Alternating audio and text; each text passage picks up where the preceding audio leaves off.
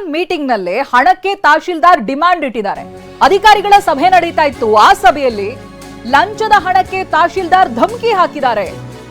ನನ್ನ ಹೆಸರಲ್ಲಿ ದುಡ್ಡು ಮಾಡ್ತೀರಿ, ನಂಗೂ ಹಣ ಕೊಡಿ, ಹಣ ಕೊಡದೇ ಇದ್ರೆ ತನಿಖೆ ಶುರು ಮಾಡ್ತೀನಿ ಅಂತ ಬೆದರಿಕೆ ಹಾಕಿದ್ದಾರೆ. ಜೇವರ್ಗಿ ತಹಶೀಲ್ದಾರ್ ಮಲ್ಲಣ್ಣ ಯಲಗೌಡ ಆವಾಜ್ ಹಾಕಿರೋರು. ಆಡಿಯೋದಲ್ಲಿ ಏನಿದೆ ನೋಡ ಬನ್ನಿ. ನಾನೇನೋ ನಮ್ಮ ಕಡೆ ಬರ್ಲಾರ್ದಾಗ ಎಲ್ಲಾ ಕಡೆ ತಿಳಿಸ್ಲಾಕತ್ತೀವಿ. ಒಂದು ಬಿಕ್ಕಿ ಬೇಡಕತ್ತಮ್ಮ 2,000 ರೂಪಾಯಿ ಕೊಡಕ್ಕಿಲ್ಲ ಅಂತ ಗೊತ್ತಿಲ್ಲ ಅಂದ್ರೆ ನೋಡಪ್ಪ, ನಾನು ಇಲ್ಲೇ ಬೆಳೆದಿದ್ದೀನಿ, ನೀವಲ್ಲಿ ಹೆಚ್ಚಿಟ್ಟು ನನಗೆ ಹೇಳ್ತಾರಂತ ಫಸ್ಟ್ ಹೇಳಿ. ನಾನು ನೀವು ಕೇಳಿದ್ರು ನನ್ನ ಹೆಸರು ಹೇಳಿ ತಿಂದಿರೋ ಹೊರತು ನಿಮ್ಮ ಹೆಸರು ಹೇಳಿ ತಿನ್ನಲ್ಲ. ನನ್ನ ಹೆಸರು ಹೇಳಿ ತಿಂತೀರಿ.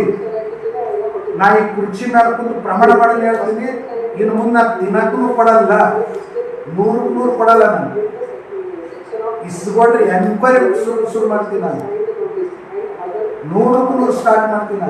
ನನ್ನ ಹೆಸರು ಹೇಳಿ ತಿಂದು ನಮಗೆ ಒಂದು ಕಪ್ಪಿಗೆ ಇದು ಮಾಡಕ್ ನಡಿಲ್ಲ ಅಂದ್ರೆ ನಾನೇನೋ ನಮ್ಮ ಕಡೆ ಬರ್ಲಾರ್ದಾಗ ಎಲ್ಲಾ ಕಡೆ ತಿಳಿಸ್ಲಾಕತ್ತೀವಿ. ಒಂದು ಬಿಕ್ಕಿ ಬೇಡಕತ್ತ. ಪ್ರತಿನಿಧಿ ದತ್ತಾತ್ರೇಯ ಪಾಟೀಲ್ ಇದಕ್ಕೆ ಸಂಬಂಧಪಟ್ಟಾಗೆ ಮಾಹಿತಿ ಕೊಡ್ತಾರೆ. ದತ್ತಾತ್ರೇಯ ಪಾಟೀಲ್, ಕದ್ದು ಮುಚ್ಚಿ ಬೆಂಚ್ ನಡಿಯಿಂದ ಲಂಚ ಕೊಡೋ ಕಾಲ ಇತ್ತು, ಇವಾಗ ಧಮ್ಕಿ ಹಾಕಿ ಕೇಳೋ ಕಾಲ. ಯಾರ್ಯಾರಿದ್ರು ಸಭೆಯಲ್ಲಿ ಏನ್ ಗೊತ್ತಾಗ್ತಾ ಇದೆ?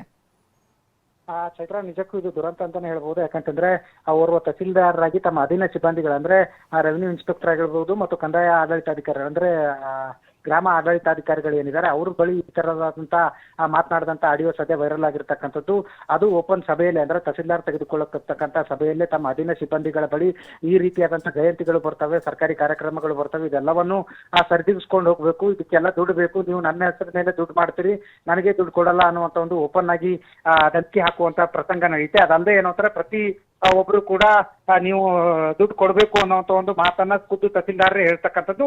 ಅದಲ್ಲದೆ ಅಂತಂದ್ರೆ ಓರ್ವ ಸಿಬ್ಬಂದಿ ಜಿಲ್ಲಾಧಿಕಾರಿಗಳಿಗೂ ಮತ್ತು ಗ್ರಾಮ ಆಡಳಿತಾಧಿಕಾರಿಗಳ ಸಂಘ ಏನಿದೆ ಅದಕ್ಕೂ ಕೂಡ ದೂರನ್ನ ಲಿಖಿತವಾಗಿ ಸಲ್ಲಿಸಿರ್ತಕ್ಕಂಥದ್ದು. ಯಾಕಂತಂದ್ರೆ ತಮಗೆ ಜೇವರ್ಗಿ ತಹಸೀಲ್ದಾರರಿಂದ ಕಿರುಕುಳ ಆಗ್ತಾ ಇದೆ. ಯಾಕಂತಂದ್ರೆ ಪ್ರತಿ ತಿಂಗಳು ಮಾಮೂಲಿ ಕೊಡಿ ಅನ್ನುವಂಥ ಒಂದು ರೀತಿಯಲ್ಲಿ ಏನೋ ಆವಾಜ್ ಹಾಕ್ತಿದ್ದಾರೆ ಮತ್ತು ಕಿರುಕುಳ ನೀಡ್ತಾ ಇದ್ದಾರೆ ಅನ್ನುವಂಥ ಒಂದು ಆರೋಪದಡಿ ಸದ್ಯ ಜಿಲ್ಲಾಧಿಕಾರಿಗಳಿಗೂ ಕೂಡ ದೂರನ್ನ ಸಲ್ಲಿಸಿರ್ತಕ್ಕಂಥದ್ದು. ಚೈತ್ರ, ಯಾಕಂತಂದ್ರೆ ಈ ರೀತಿಯಾಗಿ ತುಂಬಿದ ಸಭೆಯಲ್ಲಿಯೇ ಖುದ್ದು ಓಪನ್ ಆಗಿ ತಮಗೆ ದುಡ್ಡು ಬೇಕು ಮತ್ತು ಎಲ್ಲಾ ಖರ್ಚುಗಳನ್ನ ನೀಗಿಸ್ಕೊಂಡು ಹೋಗೋದಕ್ಕೆ ದುಡ್ಡು ಬೇಕು, ನೀವು ದುಡ್ಡು ಎಲ್ಲಿಂದ ತರ್ತೀರಿ ಗೊತ್ತಿಲ್ಲ, ನಮಗೆ ದುಡ್ಡು ಕೊಡಿ ಅನ್ನುವಂತ ಒಂದು ಮಾತನ್ನ ಹೇಳಿದಂತ ಹಿನ್ನೆಲೆಯಲ್ಲಿ ಇನ್ನೂ ಒಬ್ರು ಸಿಬ್ಬಂದಿ ಹೇಳ್ತಾರೆ, ನಾನು ಇಲ್ಲಿವರೆಗೂ ಕೂಡ 50,000 ದುಡ್ಡನ್ನ ಕೊಟ್ಟಿದ್ದೀನಿ, ಆದ್ರೆ ಇನ್ಮೇಲೆ ದುಡ್ಡು ಕೊಡೋಕ್ ಆಗೋದಿಲ್ಲ, ನಾನು ಬೇಕಿದ್ರೆ ನೀವು ನನ್ನ RI ಚಾರ್ಜ್ ಇಂದ ಹಿಂತೆಗೆದುಕೊಳ್ಳಿ ಮತ್ತು ನನ್ನ ಆಫೀಸ್ ಕೆಲಸಕ್ಕೆ ಹಾಕಿ ಅನ್ನುವಂತ ಒಂದು ಮಾತನ್ನ ಕೂಡ ಹೇಳಿರ್ತಕ್ಕಂಥದ್ದು ಸಾಕಷ್ಟು ಚರ್ಚೆಗೆ ಗ್ರಾಸ ಆಗಿರ್ತಕ್ಕಂಥದ್ದು. ಸದ್ಯ ಓರ್ವ ಸಿಬ್ಬಂದಿ ಜಿಲ್ಲಾಧಿಕಾರಿಗಳಿಗೂ ಕೂಡ ದೂರನ್ನ ಸಲ್ಲಿಸಿದ್ದಾರೆ ಮತ್ತು ರಾಜ್ಯ ಗ್ರಾಮ ಆಡಳಿತಾಧಿಕಾರಿಗಳ ಸಂಘ ಏನಿದೆ ಅದಕ್ಕೂ ಕೂಡ ದೂರನ್ನ ಸಲ್ಲಿಸಿರ್ತಕ್ಕಂಥದ್ದು.